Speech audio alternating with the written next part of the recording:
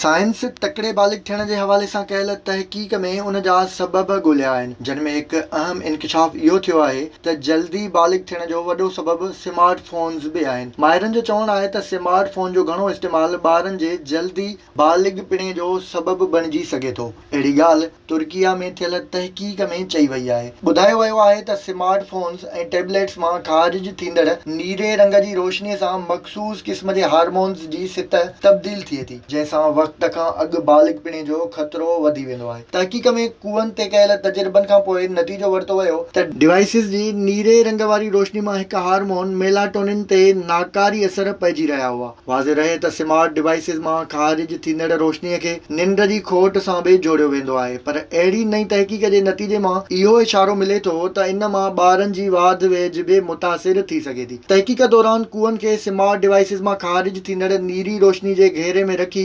Hormones जी सितह में ईंदड़ तब्दीलियुनि जी जांच कई वई हुई। नतीजे में कुआ वक़्त खां अॻु बालिग थी रहिया हुआ। माहिरनि वालिदैन खे सलाह ॾिनी आहे त नंढी उमिरि जे ॿारनि लाइ मोबाइल फ़ोन जो इस्तेमालु घटायो वञे। विज़िट कयो अवामी आवाज़ मीडिया ग्रुप जी वेबसाइट awamiawaz.pk